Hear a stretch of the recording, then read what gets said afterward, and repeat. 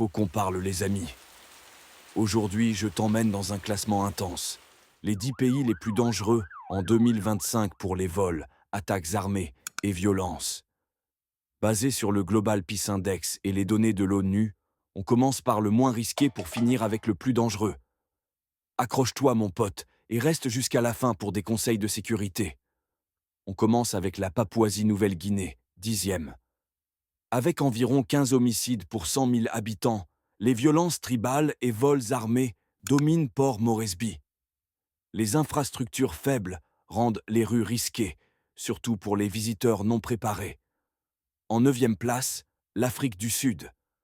Avec 18 homicides pour 100 000 habitants, les vols à main armés et carjacking sont fréquents à Johannesburg et Pretoria. Les touristes doivent éviter les townships et rester vigilants en tout temps. 8e, la Somalie. Les homicides, estimés à 19 pour 100 000, et les vols armés sont courants hors des zones sécurisées. Al-Shabaab et l'absence d'État stable rendent tout voyage extrêmement dangereux. Le 7e est le Guatemala. Avec 20 homicides pour 100 000 habitants, les gangs et le narcotrafic alimentent les vols à main armée dans la capitale. La faible présence policière rend les nuits particulièrement risquées. La 6e place revient à la Colombie.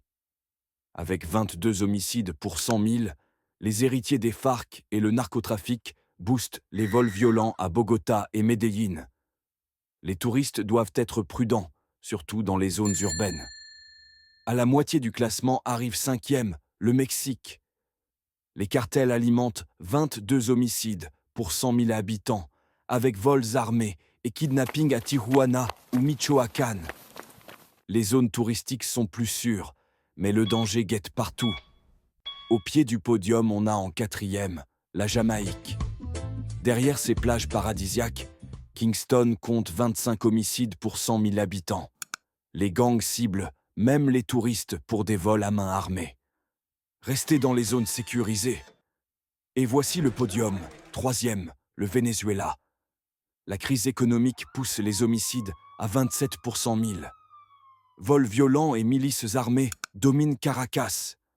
Sortir seul la nuit, un pari très risqué. Le 2e est le Honduras. Avec 35 homicides pour 100 000 habitants, les gangs comme MS-13 règnent.